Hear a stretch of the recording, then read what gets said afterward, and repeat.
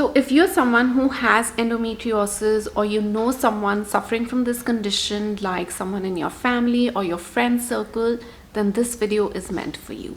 Hi guys, I'm Shivani Trehan and welcome to my channel Social Cravings. So in this video, I'm going to be talking about a couple of things which you may or may not know about endometriosis, or there might be some misinformation around it. So I'm just going to be talking about those points. So let's get into it. So firstly, on an average, it takes about 7 to 10 years to detect and diagnose this condition. So many women are living with the symptoms for more than a decade, like painful periods, and they may not even know that they have this condition for the longest time. It is therefore called an invisible disease or a silent epidemic.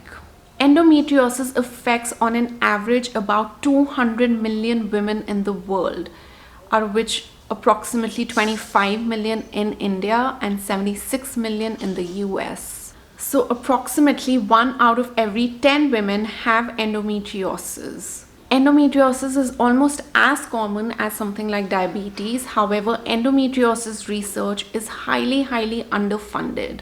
So for example, in the UK, the NHS spends about 10 billion pounds on diabetes. However, when it comes to endometriosis, the amount is quite minuscule. It's only about 1.65 million pounds. And the reason for this is perhaps because endometriosis is only a woman's disease. Isn't it quite enraging? And therefore, endometriosis is left to be a complex and a poorly misunderstood disease with absolutely no cure. Next is that the level of the disease has absolutely no correlation to your pain levels. So a woman with stage 4 of endometriosis may not have any pain or symptoms at all. However, women with the milder form of the disease may have severe pain and other symptoms.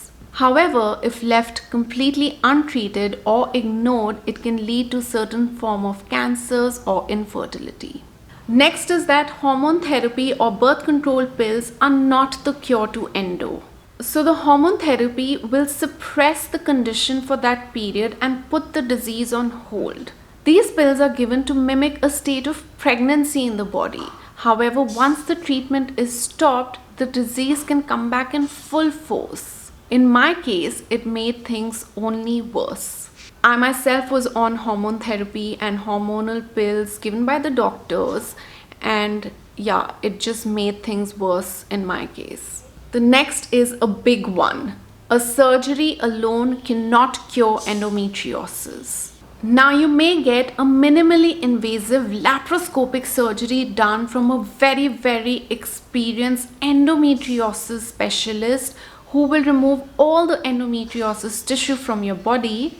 However, surgery creates adhesions in the body, or the endometriosis tissue can grow back, or it can appear in other parts of the body. You know, endometriosis tissue growing back happens with so many women who opt for surgeries. So many women write to me and tell me that they've either got multiple surgeries done already, or that they have got one surgery done and they are, surprised and shocked that the endometriosis has come back.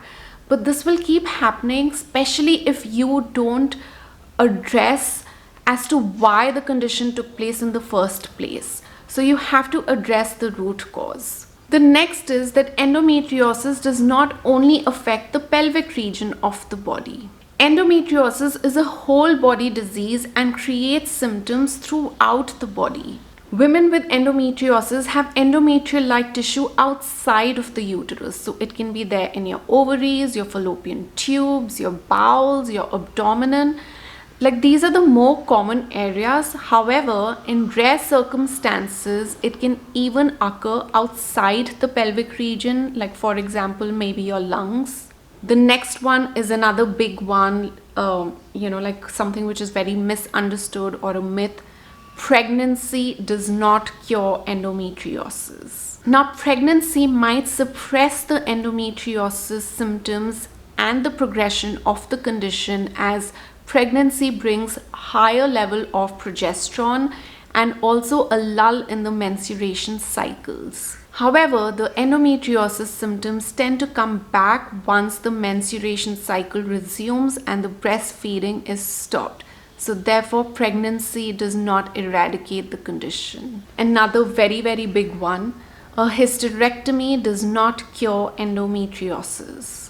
Now, endometriosis is defined as the endometrial-like tissue outside of the uterus. So, removing the uterus and possibly the ovaries might reduce your period pain. However, without removing all the endometriotic implants from outside of the uterus, you may not be able to get rid of all the period pain and all the other pain and all the inflammation and other symptoms that come with endometriosis.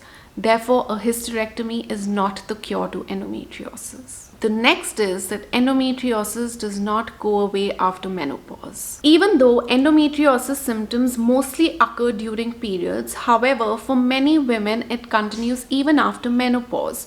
For these women, their ovaries still produce a small amount of the hormone estrogen that feeds the endometriotal growth and implants and continues to cause pain and inflammation in the body. Also, endometriosis is self-proliferative, which means that it also secretes its own estrogen and inflammatory molecules. So even after menopause, it is not necessary that you will be rid of this condition. Now the last one, and again a very big one, endometriosis does not mean that the woman is infertile. It's not necessary that if you have endometriosis, it will lead to infertility. In fact, it is said that 60 to 70% of women with endometriosis are fertile and can conceive. And there are several success stories that you can read about. You will hear many doctors say, have a baby, have a child, and that will cure endometriosis. No, it does not. Infertility symptoms can increase with age, which is usual, and with the severity of the disease itself, and if endometriosis is left absolutely untreated. So actually, the way to reduce your infertility symptoms is to take care of the endometriosis and to treat the endometriosis. I really hope that this video and this information was helpful. I had actually done this as a part of a series on my Instagram channel, Undo Endo Naturally, where I talk mostly about endometriosis and period pains, etc. But I wanted a video where everything, like all the information, would be in one place so that it makes it easier for you to share it with other women who have this condition, and we sort of spread this awareness around. And that's it for today, guys. I'm going to come back and share a lot more on this condition. Until then, lots of love.